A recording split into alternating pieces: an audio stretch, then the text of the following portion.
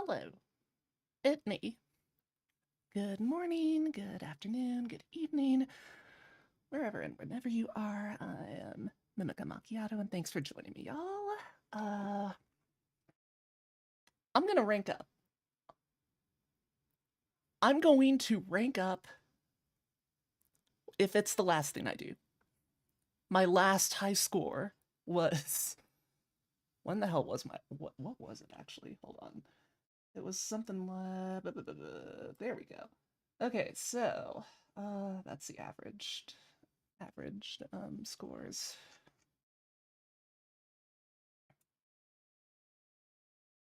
Uh, it was okay, so it's 65 basically is like the threshold. Um, okay, so I think the last time I took this test, and I do have autism, so um I had already been diagnosed long before I had taken this test the first time. And I think I took it just for shits and giggles, and I think the first time I took it, I got like a one. It was somewhere between 150 and 160. It was more than 150 and less than 170, basically. So, uh, that is our goal, is to rank up on to officially rank up on the autism leaderboards. Um, I need to get a 170 or higher. Also, please don't take any of this seriously. uh, I this is for shits and giggles. I'm gonna take. So first, I'm gonna take the RADS R test. There's technically two different tests. This is the one everyone knows and everyone takes. Um, it had an updated version in 2011, the RADS 14. I've got that pulled up here. And so I'm gonna take this, and the RADS R, then I'm gonna take the RADS 14. One thing I do feel like I need to note is that the RADS tests were published before the most recent edition of the DSM, the Diagnostics and Statisticians Manual, I think. And with the DSM-5, which is the current edition, um, they pretty much completely revamped how autism is diagnosed. And if you already have autism, or you are a psych major or anything along those lines, you probably already know this information.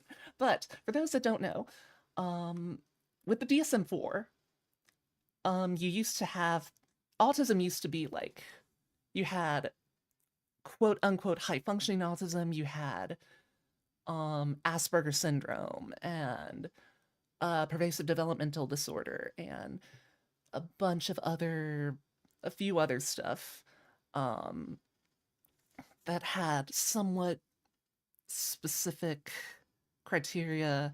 There was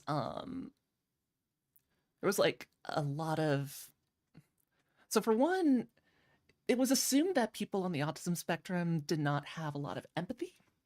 That has now been proven not to be the case, or at least current research has shown that to not really be the case. And just a lot of with the most recent DSM-5, basically they reclassified it, got rid of the specific diagnoses, and made it autism spectrum disorder to show, yeah, obviously this is a spectrum. There's a lot of different, it covers a wide variety of people with a wide variety of symptoms. But this was made before that update and change, so it's still going off of DSM-4 rules. Um, I got diagnosed under the DSM-5 criteria, although I would have gotten diagnosed sooner under DSM-4. But I was diagnosed with ADHD first, and at the time, ADHD and autism could not be comorbid. That has changed now. You can have both. I do, in fact, have both. And, uh, yeah, so basically, so yeah, with that, without further ado, we might as well just, I'm basically gonna try and also sort of discuss, in a way, I guess, sort of my take based on experience as, or at least my personal experience. Um, and obviously my experience doesn't reflect everyone on the spectrum remotely. It's called a spectrum for a reason. um, so, um, yeah, might as well just dive into this. Language subscales made up of 7 statements. Focus on. Okay, isn't this? I think this is just echolalia. Um, movie movie talk or whatever it is. I hate small talk. Um, and the literal thing I used to do a lot. I still do sometimes, but I still sometimes take things pretty literal, but not nearly as often as when I was a kid. Okay, this blah blah blah blah blah blah blah. Blah. Where's the questions? Where the hell? There they are. Okay. So, and right into it already, I can kind of see some of the uh one of the biggest, I will add as well, one of the biggest criticisms of this test has been that it feels like they're very blanket statements, I guess, or blanket answers. I don't know if I'm coming across, I'm saying what I intend to come across, but um like true when I was younger than 16, I don't know, that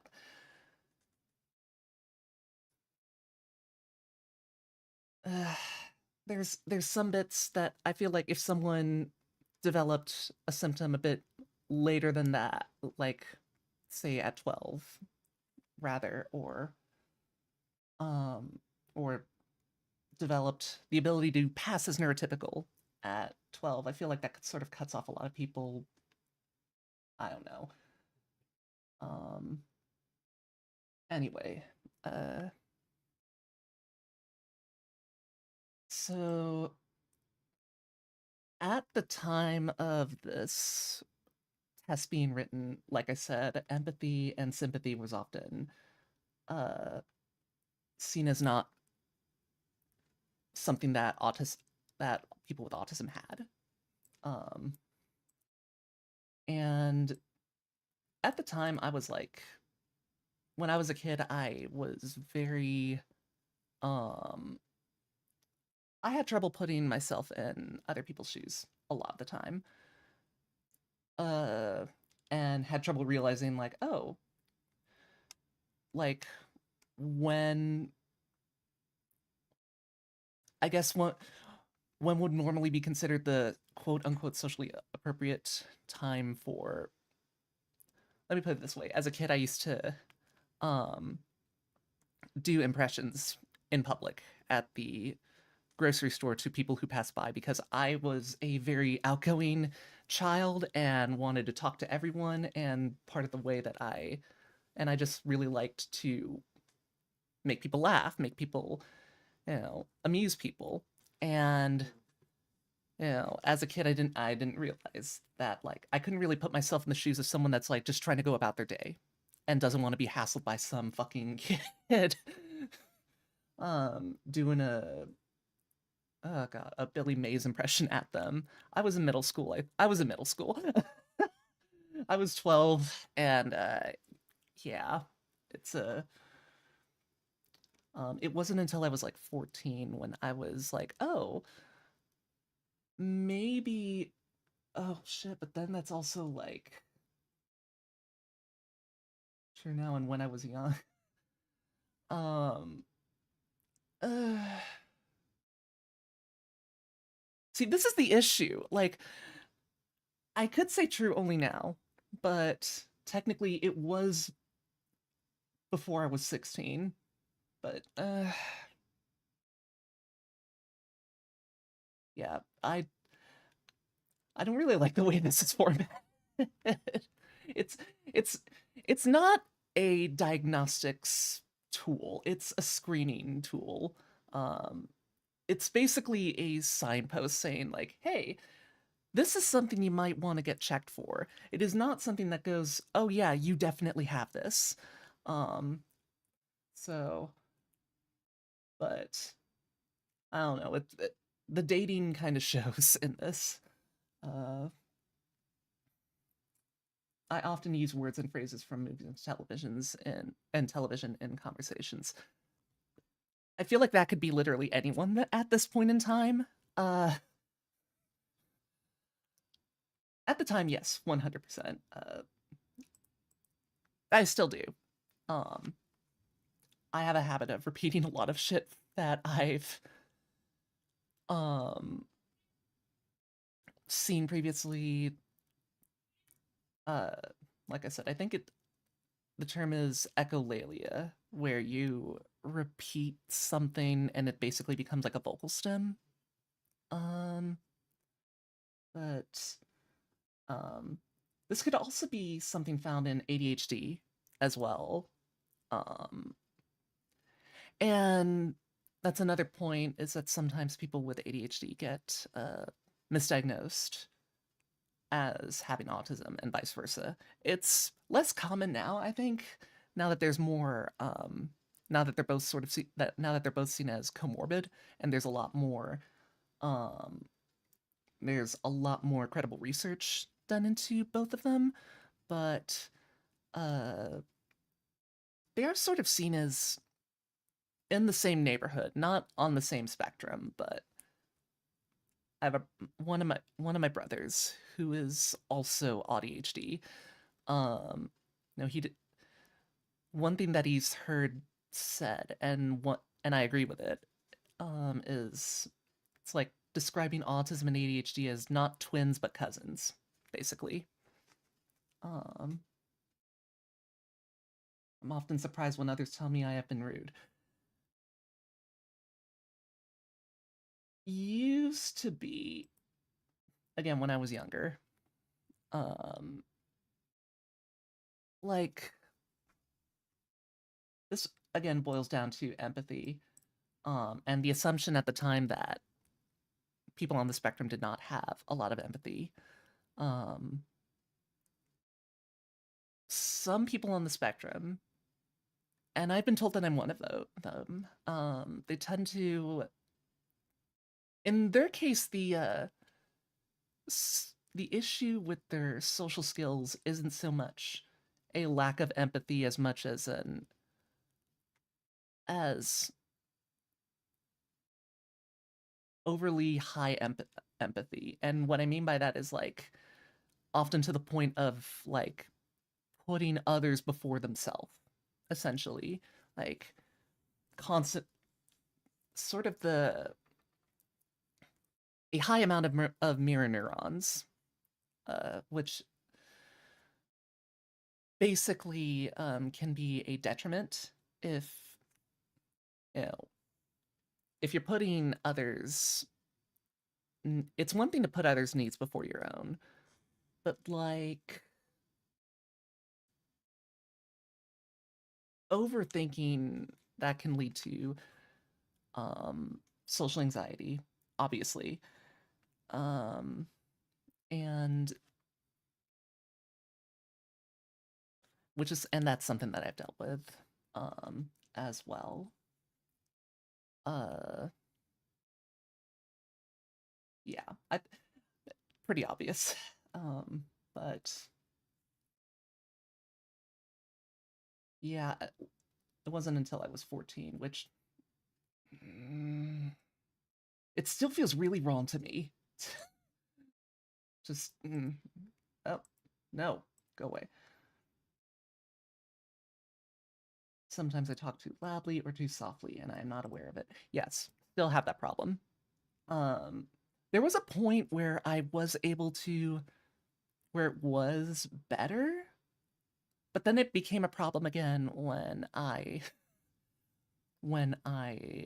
transed my gender and tried to and started feminizing my voice for the first time. And before I used to have the issue of I would talk too loudly and didn't know how to maintain how loud I was.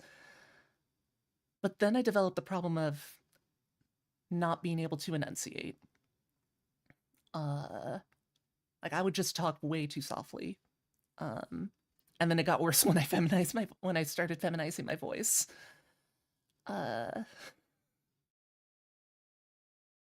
so that was fun. I often don't know how to act in social situations.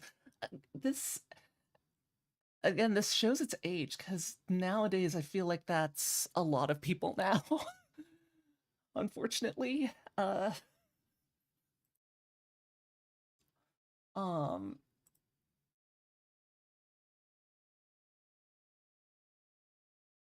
the only difference between me when I was younger and me now is that I'm more self-aware of the fact that I don't know how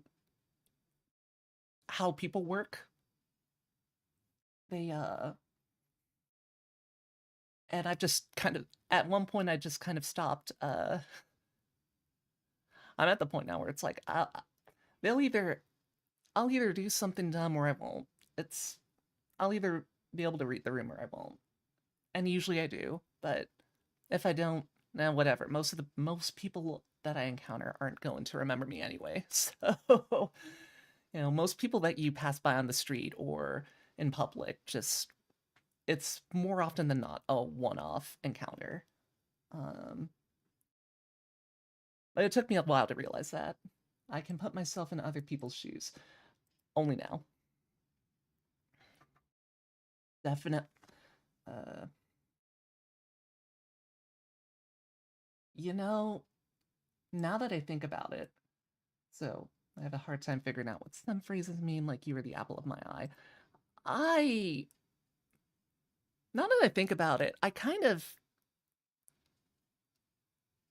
I knew what it meant, but I never really had it explained to me.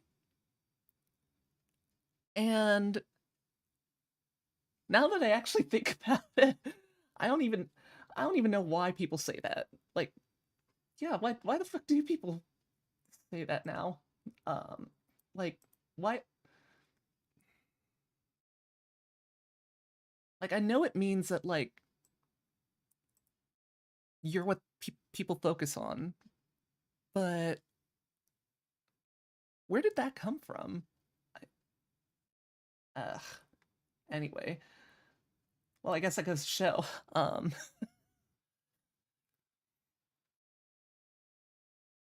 I only like to talk to people who share my special. Yeah.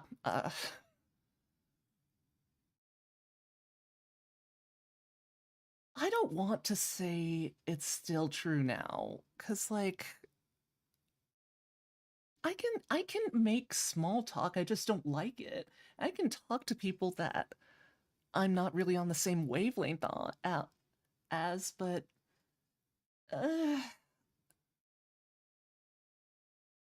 like there. Okay, I found the better way to word it. There's no like usually when you take like tests like these, there's like okay, you have false, mostly false, uh some middle answer, mostly true, true. Just I the insistence that this is happening 24/7 all the fucking time. This is that's what bothers me. Took me a minute to find the right words for it, but yeah, that this this is mm, hmm. Anyway, um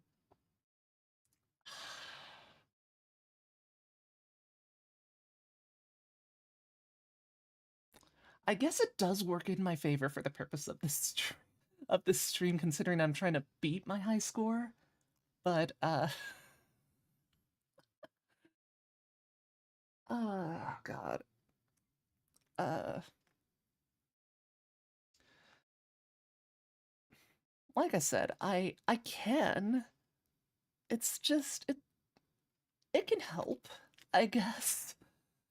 I'll admit I do feel more inclined to talk to people if they're also a weep or um know way more about music theory than the average person cares to know about. Focus on the details rather than yes.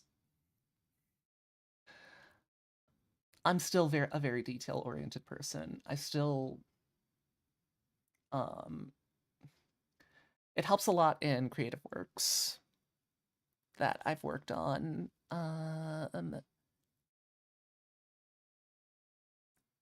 don't know. I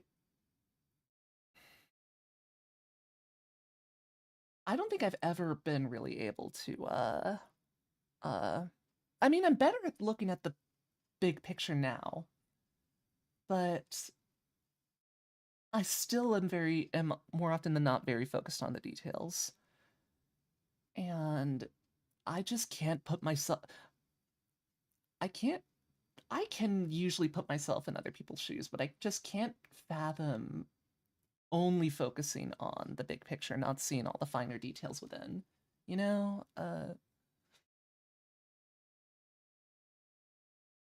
But that's just me. Um always notice how food feels in my mouth, and it's more important than how it tastes. Mm, uh,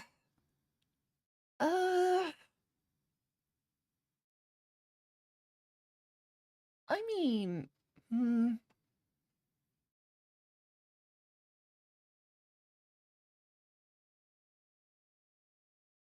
not really.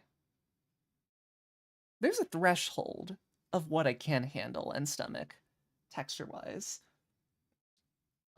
And I and there and this isn't to say that bad textures don't exist, because oh yeah, they fucking exist. I've had some really dog shit food with dog shit textures. Um, tasted great, but just could not deal. Um, but if something tastes like shit, I'm not gonna want to eat it. That's kind of is it aside from like basic nourishment. I feel like that's kind of the whole point in eating, I guess. Is like, is this edible? Can you appreciate the taste? Um, uh,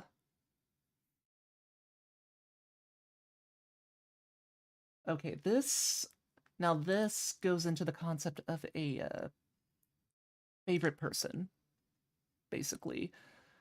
Um, which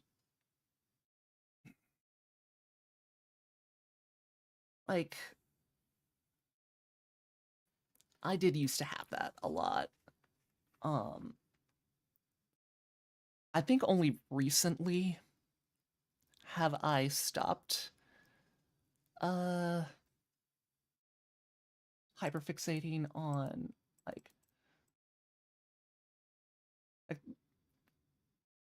the way it was described to me growing up was like I would always have at least a best friend in school, and um uh mom and Mimic Mama. Uh, I, I don't know how my streams. Hello, hi Phantom. I don't know how much she watches my streams, but yes, yes, I am. Yes, I am in fact taking the autism test. Where we are, I am trying to rank up on the leaderboards. I'm trying to beat my high score in autism. uh, so, I'm trying to get at least a score above 170 or above. Um, what the? Oh, I forgot I had sound notifications. It's fine. Uh, and anyway, uh, fuck, what was I talking about again? Oh yeah, my mom used to say that when I was a kid, it was like you get hyperfixated. So when you're on the spectrum, you get hyperfixations, you get obsessions. You're obsessed with like a game, with a movie, with a book. Um, and my mom used to say that basically it would be described as like she'd say that like sometimes I would channel that hyperfixate fit, uh, hyperfixative energy onto uh people that I would frequently uh be around, usually my best friends. Um so and it wasn't until really recently. Well, no. It wasn't until like my mid 20s that I was like that really started to stop. Um like younger than 16. Hell, mm, technically not when I was younger than 16. When I was 18, like it wasn't until like shortly after high school. Like a year or so after high school.